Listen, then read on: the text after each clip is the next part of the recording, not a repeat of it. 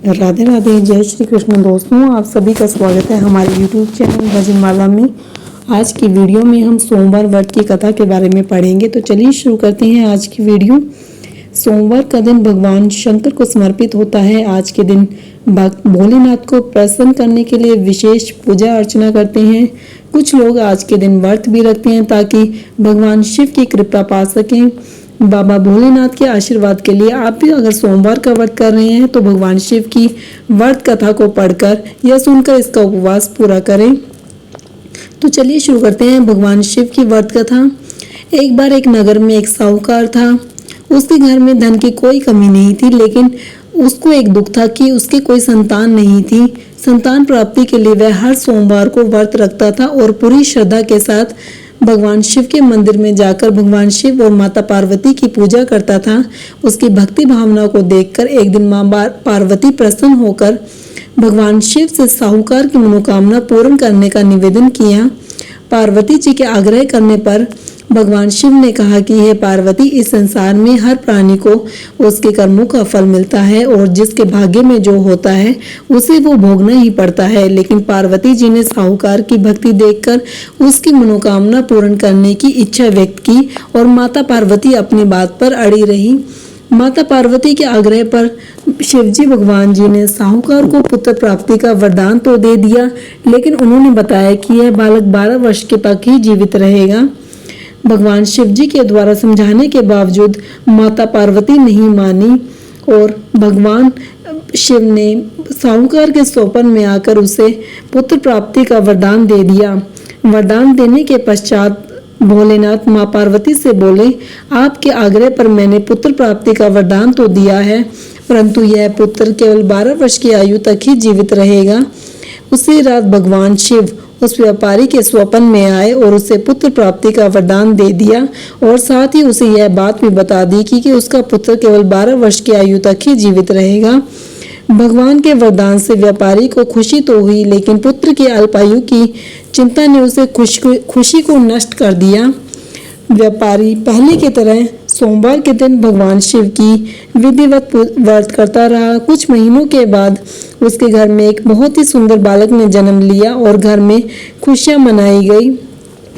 बहुत ही धूमधाम से पुत्र का जन्म का समारोह मनाया गया, परंतु व्यापारी को पुत्र जन्म की अधिक खुशी नहीं हुई, क्योंकि उसे पुत्र की अल्पायु का रहस्य पता था। जब पुत्र 12 वर्ष का हुआ तो व्यापारी ने उसे उसके मामा के साथ पढ़ने के लिए वाराणसी भेज दिया। लड़का अपने मामा के साथ शिक्षा प्राप्ति हेतु चल दिया।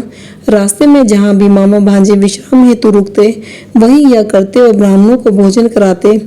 रास्ते में एक नगर पड़ा जहाँ नगर के राजा की कन्या का विवाह हो रहा था, लेकिन जिस राजकुमार से उसका विवाह होने वाला था वह एक आंख से काना था, जिसकी जानकारी लड़की और उसके घर वालों को नहीं थी।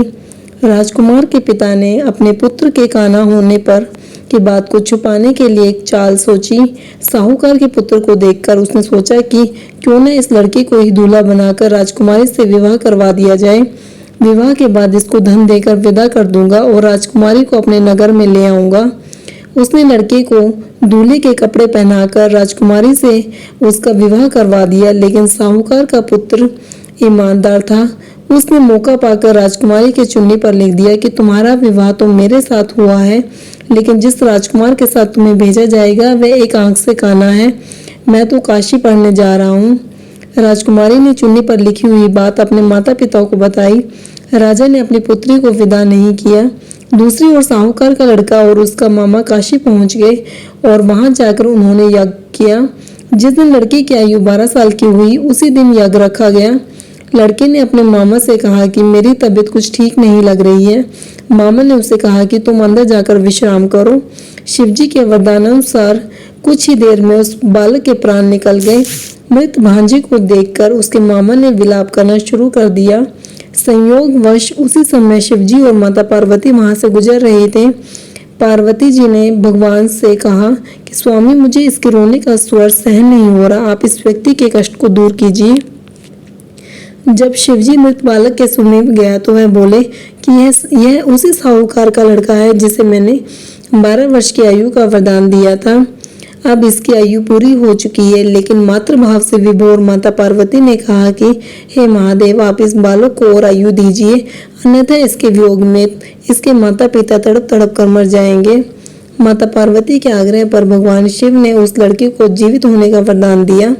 शिव जी की कृपा से वह लड़का जीवित हो गया।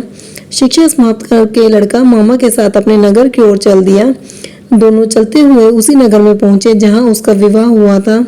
उस नगर में भी उन्होंने यज्ञ का आयोजन किया। उस लड़के के ससुर ने लड़के को पहचान लिया और महल में ले जाकर उसकी आवभगत की और अपनी पुत्री को उसके साथ फिदा कर दिया। इधर भूखे प्यासे रहकर साहूकार और उसकी पत्नी अपने बेटे का इंतजार कर रहे थे। उन्होंने प्रण कर रखा था कि यदि उनका बेटा सही सलामत उनके पास वापस आ गया तो अगर उनका बेटा सही सलामत उनके पास वापस नहीं पहुंचा तो वह भी प्राण त्याग देंगे। परंतु अपने बेटे के जीवित होने का समाचार पाकर वह बेहद प्रसन्न हुए। उसी रात भगवान शिव ने व्यापारी के स्वप्न में आकर कहा कि हे श्रेष्ठी, मैंने तेरे सोमवार के व्रत करने और व्रत कथा सुनने से प्रसन्न होकर तेरे पुत्र को लंबी आयु प्रदान करी है। जो कोई भी सोमवार का व्रत रखता है या कथा सुनता है या पढ़ता है, उसके सभी दुख दूर हो जाते हैं और समस्त मनोकामनाएं पूरी होती हैं। तो दोस्तों, ये थी हमारी आज की वीडियो। आपको हमारी आज की वीडियो कैसी लगी कमेंट में बताइएगा। और भी ऐसी वीडियोस के लिए हमारे चैनल को सब्सक्राइब करना ना भूलें। धन्यवाद।